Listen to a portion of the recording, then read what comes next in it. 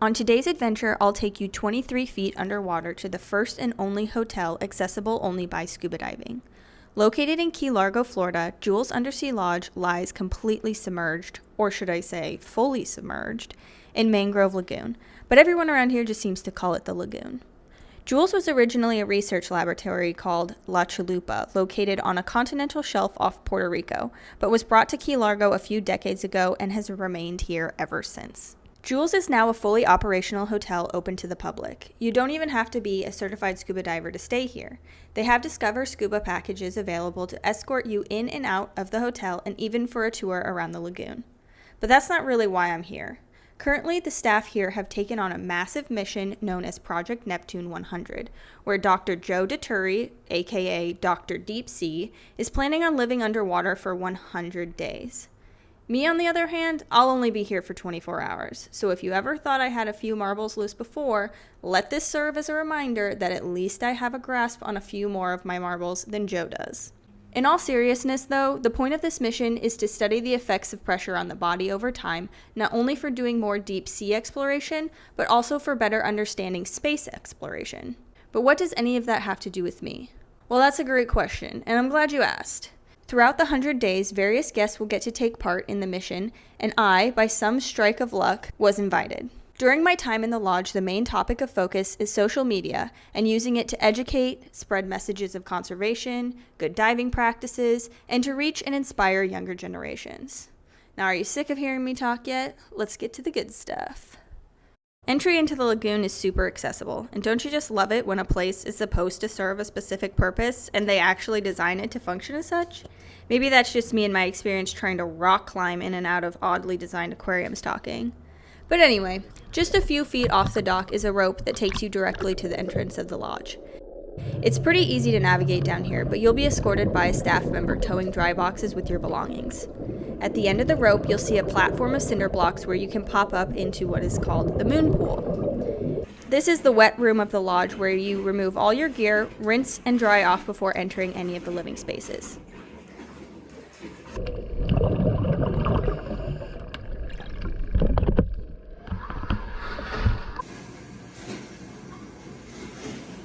Welcome to Jules Undersea Lodge.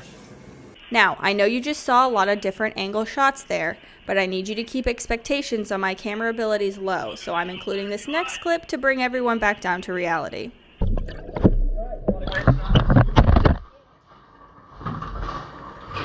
the dry bag shows stuff. Oh, and I brought your stamp. Fabulous. Now that myself and my belongings have been delivered to the lodge, I will remain at depth for the next 24 hours.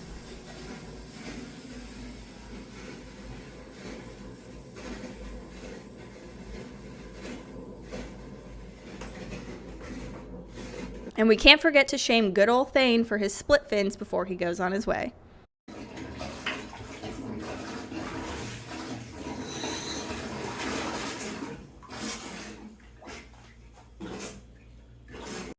So before I take you around the lodge, here's a quick diagram of the whole place to help you get a better visual of the space. Welcome to the moon pool and the entrance into the Jules Undersea Lodge. To my right over here is the entrance to porthole bedroom. There's another bedroom behind me, as well as the showers and the bathrooms. Over to my left over here is the entrance into the living space. Let's get going.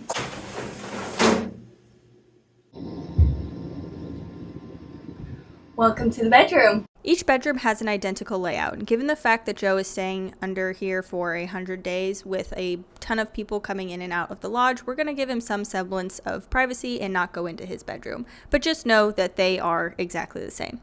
So you have bunk beds facing your very own porthole into the lagoon, a small sink for brushing your teeth. There's a divider wall between the two bedrooms, a closet space for clothes, and a TV.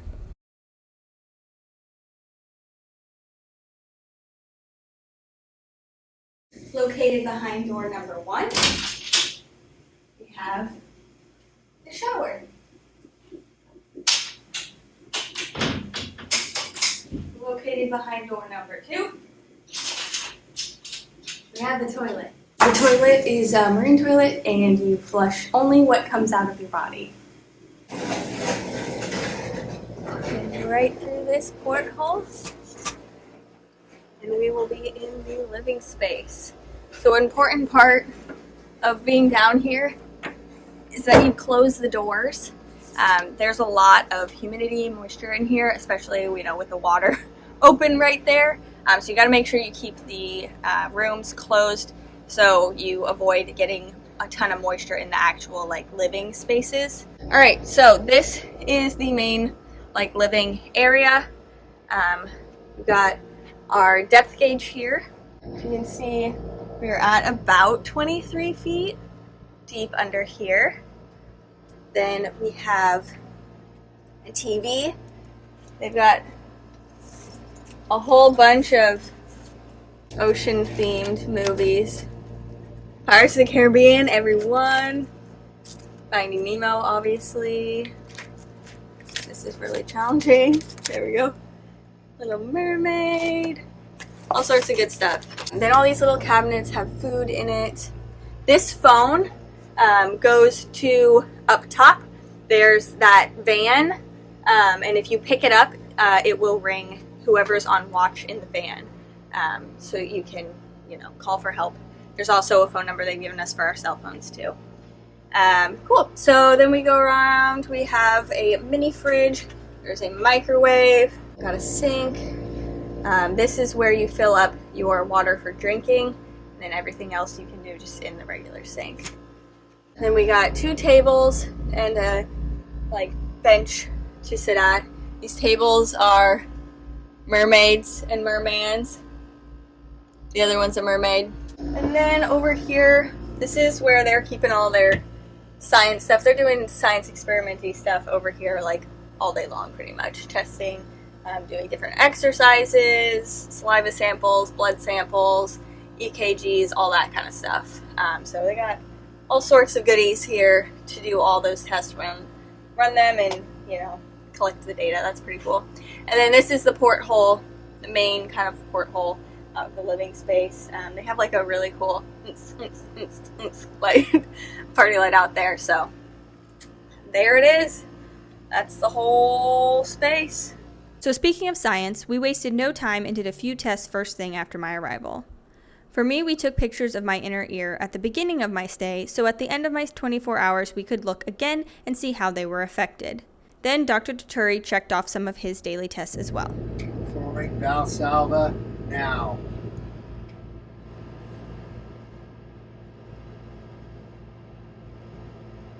Performing Frenzel maneuver now.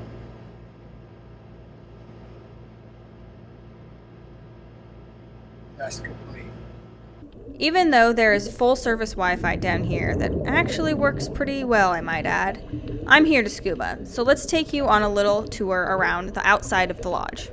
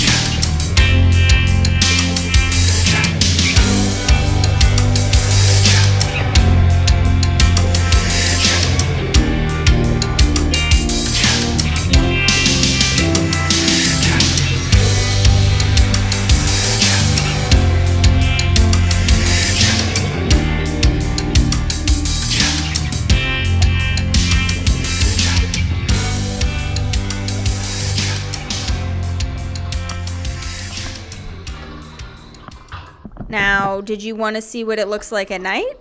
No problem. Let's go.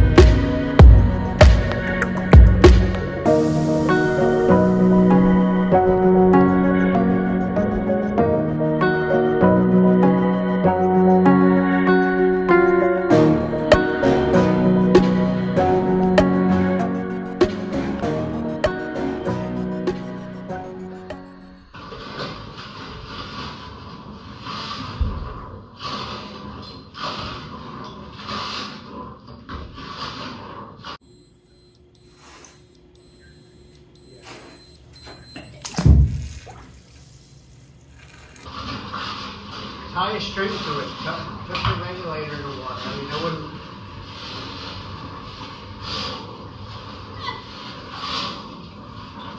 Shouldn't go anywhere. It's not going anywhere. If it's on a weight, it's not going anywhere. Yeah. I just don't want to forget it. But If only you knew where it was and you knew people that could get it. yeah, I don't know. What's the worst thing that Come on, happen? really?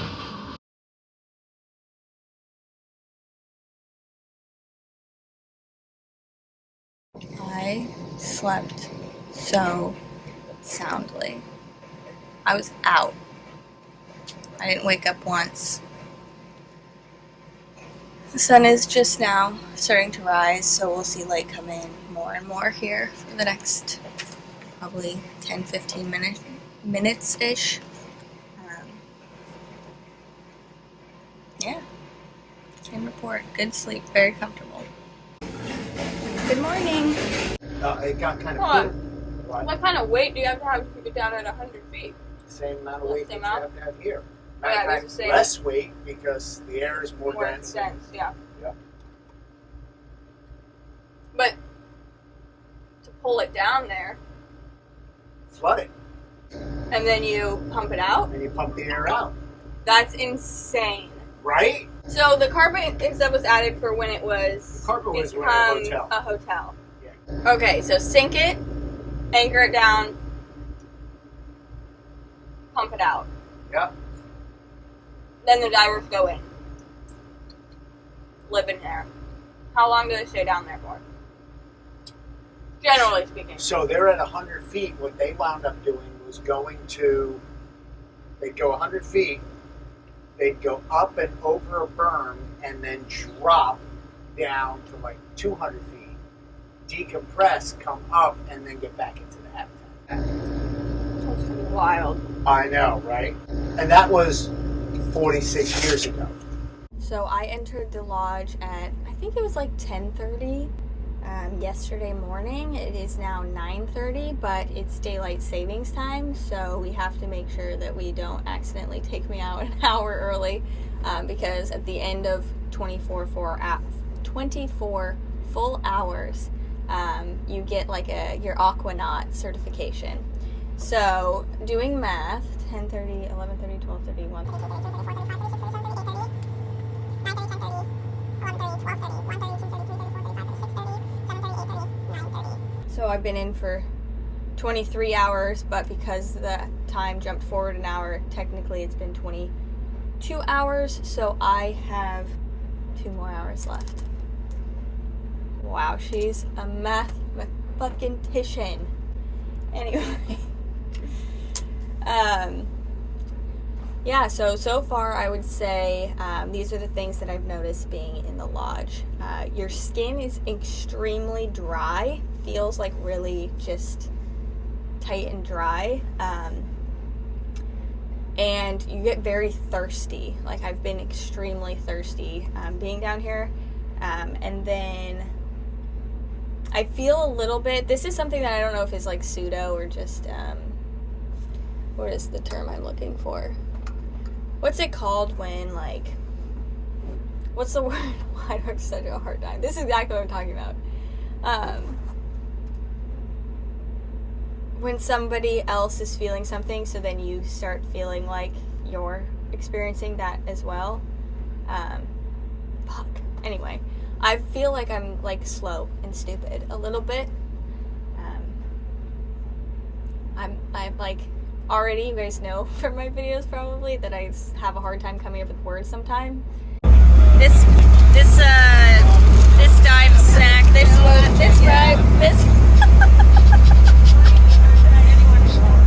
snack, grapes. It's even worse down here, and I'm kind of like stumbling on my words a little bit even more, but that's really interesting. But other than that, this has been super, super cool. Thank you so much, Thane, for inviting me out here. This has been, like, truly, like, a super, really unique, like, once-in-a-lifetime experience.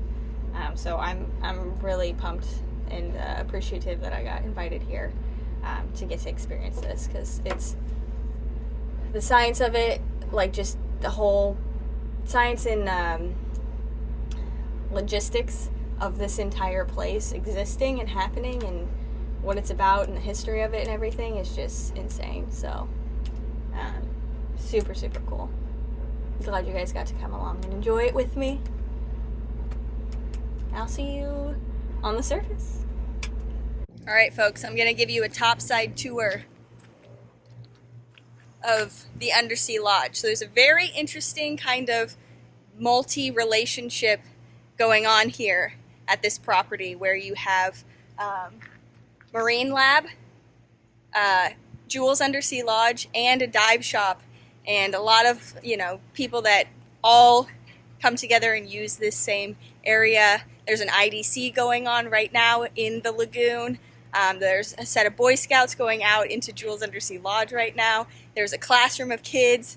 Marine Lab does, seems like kind of like field trip programs for students and stuff. That was here yesterday. So there's a lot of different people working together to do some really cool stuff out here. So let's get going. This is their little gift shop. So let's go take a look around.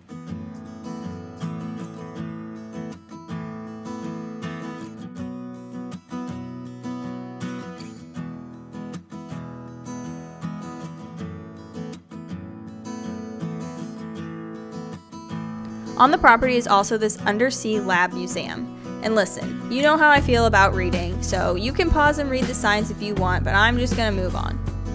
All in all, it's super cool to see this top side for people to experience without getting in the water.